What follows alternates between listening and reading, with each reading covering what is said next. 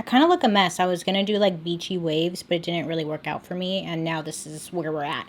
Hi, how are you today? I hope you're having a wonderful day so far.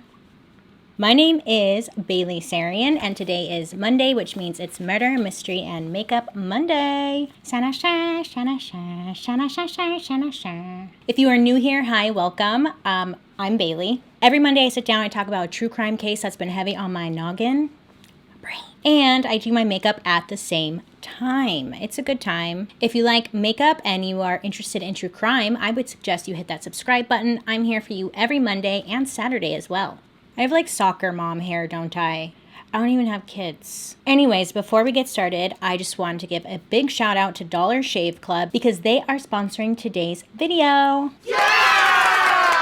So, well, like, first of all, Dollar Shave Club isn't just for guys, okay? Like, if you shave your legs and you shave your armpits or you shave, well, guess what? You can use it too, all right? Dollar Shave Club delivers straight to your door, so you don't even have to leave the house. At this point, we don't have to go anywhere, you know what I'm saying? They have products from showering to brushing your teeth to, yes, shaving. Dollar Shave Club's products are very high quality and won't ever let you down. I have been getting Dollar Shave Club on and off for a couple of years, and I'm not even sure how I came up on it, but like, I did. They send you a box. Oops, sorry.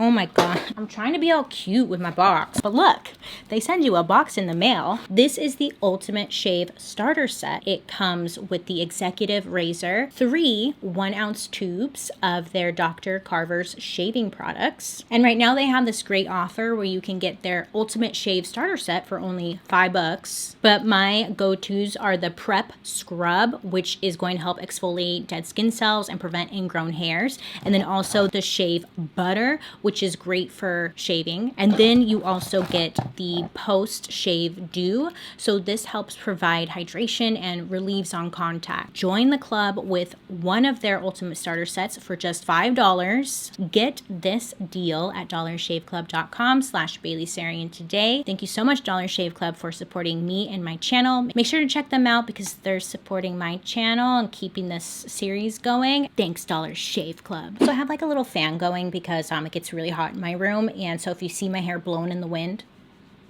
it's the little fan I have, okay? So I feel like the last couple of weeks have been really intense, right? I just been talking about some really crazy stuff going on. Today is still bad. People are still dying, but it's not as bad as the other ones.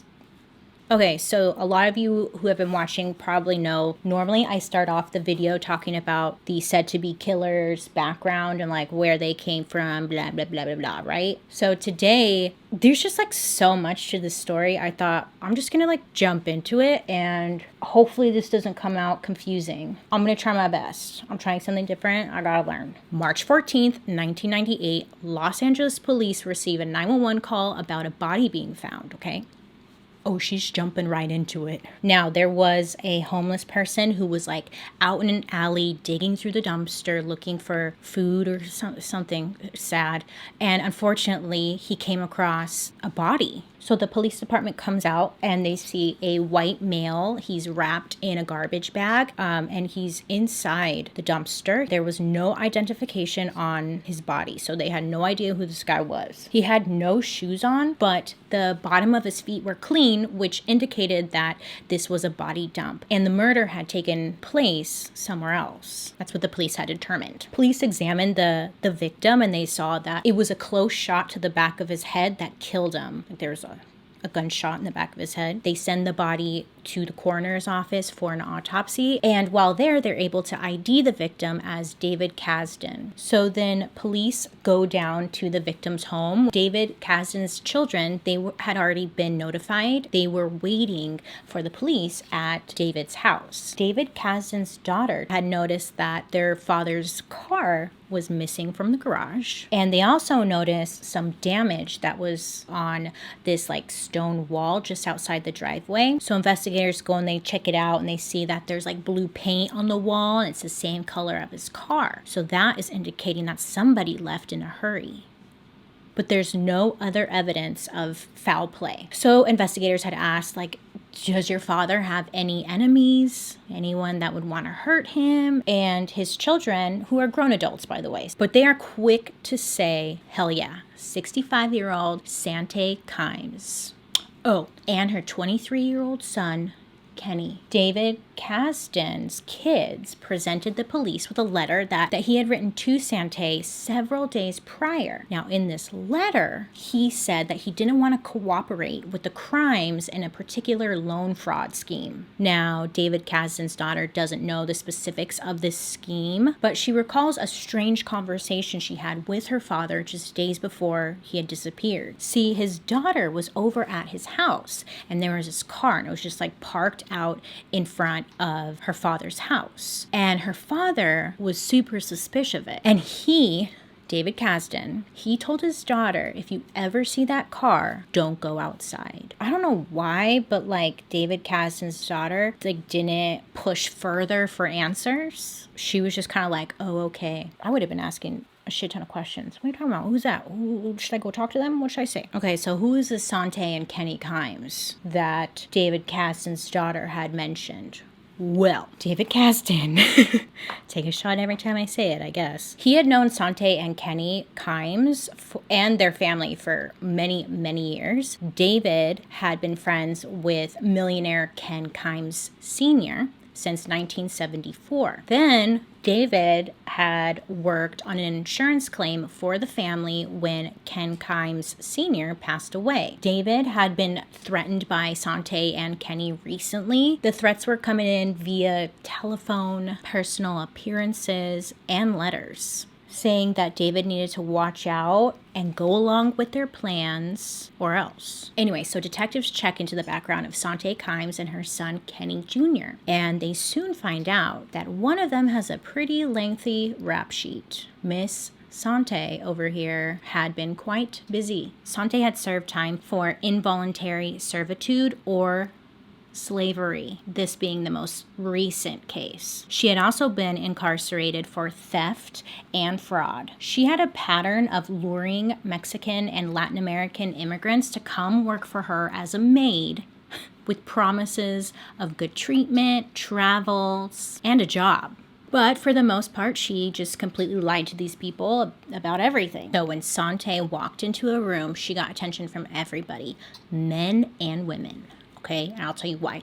Because she had a spot-on resemblance to Elizabeth Taylor, and she played that up. Friends would say that Sante would say that she was Elizabeth Taylor, because like people would recognize her and think she was Elizabeth Taylor. Sante would just play that up and be like, yeah, I am Elizabeth Taylor, darling, or whatever she would do, and she would just get free shit. But Sante also had charisma to go with the looks, which she felt like gave her power over men. So police were surprised by her history, but the slavery charges is what concerned them the most because of her violent treatment towards her maids. Like, okay, Sante had maids at one point. She would make them clean already clean floors. They were not allowed to leave or talk to anybody. She would like lock them into the house. They just weren't allowed to do anything without her permission. On several occasions, she actually beat the crap out of some of her maids as well. Like one of her maids cleaned something wrong, or like she just didn't listen to her. Sante took the iron and burned her with it. Another maid said that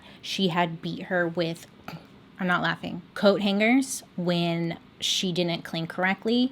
I was kind of giggling because I was thinking of Mommy Dearest. No more wired hangers. You know that, right? Let's hope. A lot of you guys are kind of young watching this. Mommy Dearest. Look it up. On top of all of that, the maids, they didn't even receive pay for their work. And because they were illegal immigrants, Sante completely took advantage of them. So then in 1970, Sante meets real estate millionaire Ken Kimes. You see, Sante was reading a local magazine and she came across this article about Ken Kimes and like how rich he was, how he recently went through a divorce. So then Sante does her homework, okay? She does her homework on Ken. She finds out that he's worth millions of dollars and he's recently divorced, and she's thinking, oh yeah, baby, jackpot. She was determined to make Ken hers. I mean, she was just ready to live the life of a wealthy millionaire because she thought she deserved that. So Sante did more homework on Ken, and she realized, well, she found out what he liked and tailored herself to fit that image. For example, Ken's favorite color was white. Exciting. So then Sante decided to wear white all the time. Ken loved the smell of gardenias, so that became her signature perfume. She wasn't wealthy at this point like Ken, so she made sure to dress in a way that exuded wealth, status, highbrow, money. And it was all just designed to help get what she wanted. Sante was constantly throwing herself at him, and eventually it stuck. Took some time, but it worked. The two began to hang out and to date, and they had fun together. Sante had provided some excitement to his life. It was kind of boring and bleak, and it wasn't long before Ken Sr. becomes aware of Sante's criminal behavior, and he allowed her to carry on with her maids. Let's see, when she moved in with Ken, this millionaire, that's when she really started to get these maids because they could afford it. Now, it said that he was seduced into the situation. Sante was the boss. She called the shots. Ken just went along with it. He had nothing to do with these maids. But I mean, come on. So then 5 years later, Sante gives birth to Kenny Jr. in 1975. So this is the son of Ken Kimes Sr., the millionaire, right? Kenny was treated as the prince of the household. He could do no wrong. This baby was everything to her. I personally think it's because this baby was guaranteed money for Sante, being the son of a very wealthy man. Ken Kimes, the millionaire, he told friends, and even Sante, that he didn't want to marry her. He knew that she was after his money, and all of his money was going to his children from the previous marriage. So Sante was like, well, shit, I will just get pregnant and trap his ass. That's my assumption. A few years later, the Kimes family, they moved to Las Vegas. I mean, right off the bat, Sante is transforming Kenny, her baby, into her accomplice. Sante would take him shopping with her in a stroller, She would have her baby in the stroller, and it's not funny. It's really sad that she was using her baby to help her, but her kid is just sitting in the stroller, excited to be alive. She would stuff items into the stroller. She would even stuff items underneath the baby to hide them and steal it. She controlled who he could see, when they could see them. Kenny was also tutored at home. Sante didn't want him to have any friends or contact with people without her approval. Kenny, he did get a chance to break away from his mother's tight grip when Sante finally received jail time for slavery. Apparently, one of the maids had escaped out of the house and called 911. It's not funny, but just the whole thing is crazy. What is happening? But luckily, one of the maids escapes and calls 911 and gets out of that abuse. Kenny would say he saw the detectives come and arrest his mother and said it was just devastating for him. But Sante was taken away to go to prison, and that's when Kenny actually had a shot to live a normal life away from his mom. So Sante only got a 5-year prison sentence, and they determined that her boyfriend, Ken Sr., he wasn't involved in any way. So she goes away, and then while she's away, Kenny and his father, they actually grew really close together. Ken Sr., he decided to, he retired, so he was home to really take care of Kenny, and he enrolled him into a private elite Catholic school in Las Vegas, and Kenny was able to go to school and make friends and just be quote unquote normal, even though he's going to an elite private school. But yeah, normal. Kenny's father also admitted that he spoiled Kenny during this time, and he was trying to buy his love. But that didn't last long. Sante was released from prison in December of 1989, and she had only served 3 years of the 5 years that she was sentenced. And the old patterns of control emerge again. So in the fall of 1993, Kenny enrolls into college. He seems to be doing well, kind of away from his mother. But then in 1993,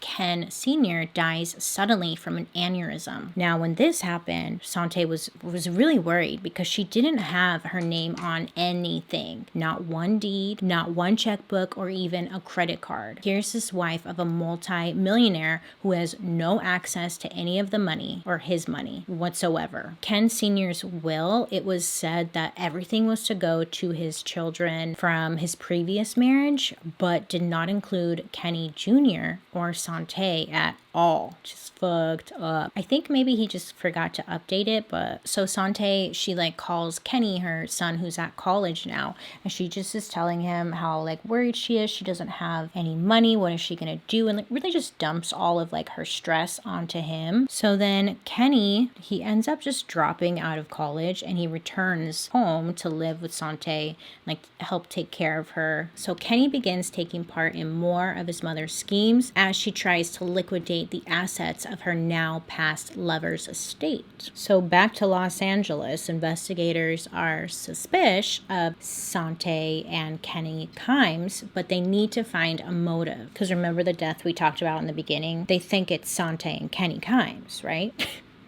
I'm wondering if how I'm setting this up is confusing. We're already here. Police piece together the details of the loan fraud scheme. Sante took a $280,000 loan out on her house in David Kasten's name. David received a loan book in the mail from this bank saying that he now owed a certain amount of money every month for a loan that he had taken out on that house. So when David got this in the mail, he's like, what the fuck? David tells the bank that the mortgage is not his, and then the bank freezes the account. Police discover the money had been transferred to an account belonging to Sante. So then Sante somehow figures out that somebody has caught on to her. She calls and threatens David Kasten to go along with the loan fraud or else. So police at this point now are like, okay, we have a motive for David Kasten's murder. So they go out to the Las Vegas house, the one that the loan was taken out, and they find it is the subject of an arson investigation. You see, the house, it was set on fire and burned down. Sante and Kenny at that point were long gone and had moved somewhere new. So police went to interview the notary public that had forged David Kasten's name on the loan documents. Now, this person had been told by Sante that she had the power of attorney to sign David Kasten's name to the loan documents, which in fact was not true. This person also goes on to tell them that she notarized a new deed for the same house with the name Robert McCarran. So police go looking for this Robert guy and they're having a really hard time finding him. They believe that Robert was a possible victim of kidnapping. So police find this 911 call that Robert had made after escaping from Sante and Kenny's home. Remember how I said that one of the maids had escaped from the house and called 911? Well, that was Robert. They were able to locate Robert McCarran at a homeless shelter. So Robert tells investigators that Sante hired him as a houseman. What do you call a man-maid? So Robert tells investigators Sante also hired a man named Sean to be the family chauffeur. Sean was told by Sante to watch Robert, the house help, and to keep control of him, and was told to assault Robert when he wasn't doing what Sante instructed him to do. So this chauffeur guy was in charge of Robert and making sure that he was like following the rules and like would beat him and stuff. Hold on. Detectives then look for this guy, Sean, the chauffeur. Sean, he admits he sold Kenny a .22 caliber handgun, and the .22 caliber that Kenny had purchased matched from David Kasten's body. So he agrees to let police know if he hears from Sante and Kenny again, but other than that, he really had nothing else for them. Police soon learned through questioning witnesses that the two were now in Florida. They had made their way all the way to Florida. They ended up in Florida because Sante and Kenny were making their way to the Bahamas, where Ken Sr., his money was. Apparently, he had an offshore account in the Bahamas where he stored a lot of money, and Sante wanted her hands on that. But before LA police could get out to Florida, Sante and Kenny are on the move again. They both realize that there are much bigger targets in New York City and there's a lot more money over there. For example, Irene Silverman, who was 82 years old. Irene was a New York socialite. Sante and Kenny found out that Irene Silverman had a multi-million-dollar mansion on the Upper East Side. She had rented out rooms, partly for money and partly for company. So Irene, her extremely wealthy husband, had passed away. And again, it was like put in a magazine, and that's how like Sante found out. We gotta stop doing that. She found out that this Irene lady, she had took on all of her husband's wealth. She was just loaded. And then on June 14th, 1998, Sante and Kenny, they arrive in New York. Kenny goes straight to the townhouse, and he shows up there with a reference and $6,000 cash for the first month's rent. Irene, she did ask Kenny for an ID and to get a credit application, but Kenny kept reassuring her that he was going to get it to her ASAP, like tomorrow. Yeah, I'm going to get that to you. So Kenny then moves into the apartment, 1B. He does this under the name Manny Guerin. A few days later, Eva, his assistant, moves in as well. And this Eva assistant was actually his mom, Sante. They wanted to get rid of Irene, steal her identity, and then be able to take over Irene's finances so they could be rich, wealthy, and just like live their life. That was the plan. But Irene, she's suspicious. You see, she goes back and she asks Kenny, aka Manny, can you complete this credit application? And every time she asks, he says like, oh yeah, I'm gonna get it to you tomorrow. And then Irene also notices that whenever Kenny's like walking in the hallway or leaving his apartment, he's avoiding the security cameras. He was always trying to stay close to the walls, and he avoided showing his face on the cameras too. Irene then like confides in friends about the strange new tenants in 1B. Then she decides to evict them on July 5th. So then back in Los Angeles, Stan, so he contacts police, says that he received a call from Sante in New York and that she wanted him to come out there so he could manage an apartment building that she was getting. Sante suggested that he brings his toys. She meant to bring his collection of guns. So police decide to use Stan, okay? And they arrange a sting operation for Stan to fly to New York, meet with Sante and Kenny, at which point police were gonna grab the two and take them into custody. Once New York police have them in custody, they're gonna fly them back to LA for questioning. So Stan plans to meet Kenny and Sante at a hotel. So New York police set up surveillance at the hotel around 5 p.m. Sante and Kenny show up. Police, they waited for the perfect moment, and then they moved in for their arrest. Now, at that same time, across town, the New York police are called to the house of Irene Silverman. Now, Irene was missing. Irene hadn't taken a step outside of her Manhattan townhouse by herself in 15 years. So when she was missing that day, it raised alarms immediately. Her rental agent called the police that day, and the workers quickly suggested to police that they look into the tenant of 1B. Detectives want to talk to this mysterious Manny Guerin, but they are completely unaware that the Manny guy was really Kenny, who just got arrested across town. So the next day, Irene Silverman's disappearance hits the papers, and eyewitnesses are able to give the police a description of the tenant that was living in 1B, and then a sketch is made up. They release the sketch of Manny, and they put it out there. One of the federal agents who had arrested Kenny and Sante, he realized the sketch of this Manny guy looks exactly like that guy Kenny. It looked just like him. At this point, New York police questioned Sante and Kenny. They deny any knowledge of Irene Silverman. Don't know her, never lived there. Who? So the next day, police, they locate Sante and Kenny's car, and inside where they find a .45 caliber gun. There was a large black nylon bag found in the trunk. They also find a date rape drug, a stun gun, a 9mm Glock, $22,000 in cash, forged social security cards, and a forged document giving them power of attorney in Irene Silverman's name. A lot of forging going on. They also found a set of 13 18 spiral notebooks. Sante kept the spiral notebooks and had pages and pages of notes. One entry said, quote, "Get social security number, elderly people, easy targets," end quote. The notebooks also contained information relating to the David Kasdan murder. The most significant pages in Sante's notebook were the entries that stated, "Kill DK." Who could DK be? David Kasdan. A few weeks later, LAPD detectives arrive in New York hoping to get a confession for the murder of Mr. Kasdan, but their case is weak. They have a motive, but no witnesses and no weapon. David Kasdan was shot with a .22 caliber handgun, but none of the guns found in their car matched the murder weapon. So police then locate Sean, talk to him again because his name was mentioned again and again in Sante's notebook. Sean then goes on to say that early one morning, Kenny came and picked Sean up. They drove out to David Kasdan's house. Sean didn't know who David Kasdan was, but Kenny told Sean just to wait outside. So Sean is just waiting there and he hears a pop, a loud pop, like a gunshot.